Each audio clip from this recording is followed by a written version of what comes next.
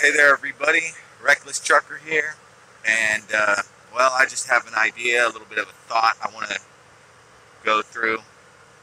So, I was watching Prince of Queen's video about why authoritarians and the modern establishment hates video games. And he talked a bit about back in the 90s and I guess 80s how it was Christians that hated video games. He talked about his belief on why they hate video games.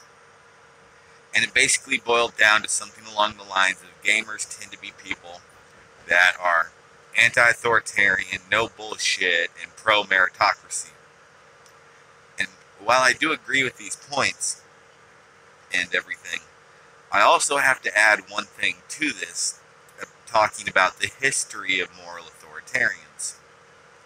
And to do this, I'm going to talk within the framework of something that is actually quite a hobby of mine, and that is tobacco. I am a cigarette smoker and a tobacco smoker. I do own pipes for smoking tobacco, and I like to enjoy and find different flavors and styles of tobacco to smoke. I just like it. I think it's a nice thing to do. But let's talk about the moral guardian of tobacco, and who has always been against smoking. You see, smoking and tobacco is something that actually hasn't been around in Western civilizations too long. Alright? Well, it came about sometime, I believe, during the 13th century, 16th century. I don't remember exactly when. But here's the gist of it. When tobacco first came to Europe, really, it was a common thing that was brought about by sailors. Back then, this was basically medieval times, there was a moral authoritarian, basically, movement against tobacco. You may be thinking, well, who was the ones that were against tobacco? Well, this was actually the Catholic Church. Now, the reason that the Catholic Church was against tobacco obviously wasn't for any health reasons or anything like that. They didn't know shit about that back then.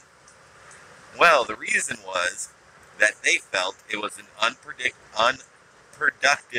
activity that offered no benefit to life and offered no benefit to God.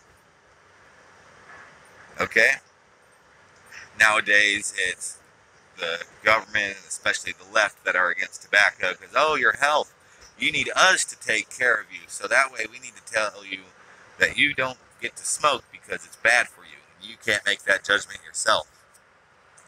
Now let's look at communist. Despite what a lot of people believe, communists do tend to be moral authoritarians. A lot of communist regimes and socialist parties throughout history have hated gay people. They've hated people that... Shut up, GPS. They've hated people that do things that they don't like. Okay? Now, most of the things that they ended up not liking were things that were unproductive. For example, gay sex. Gay sex is a really unproductive form of sex. It doesn't create children. It doesn't add taxpayers to the state. Okay?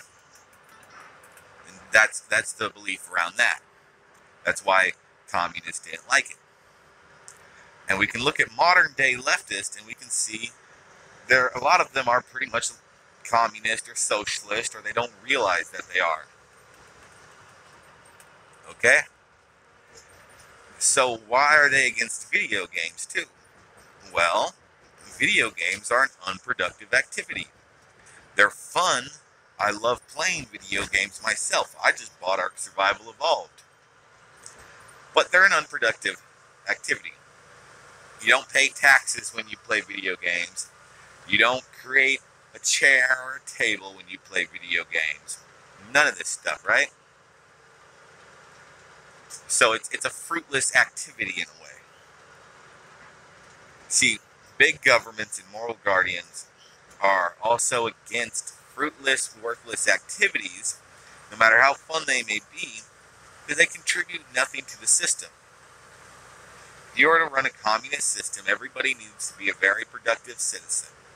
This is why communists tend to end up committing massive genocide, because they're trying to get rid of the people that are unproductive. Alright? So my thought on it is that they're not necessarily against video games because there's something that makes people smarter and more against bullshit, which I agree. They do that. But they're more against video games because they don't add anything to the state. They don't increase your productivity as a worker making chairs and food and shit. If our country was to go full-blown communist, people could not sit around playing video games because they need to be out there producing food. Right? And this is kind of the way it's always been with moral authoritarians that are against things. They're never against working on things, even if it's somewhat pointless of a job. You know? What they're always against are the things that are fun for the individual and no one else. That's what it boils down to.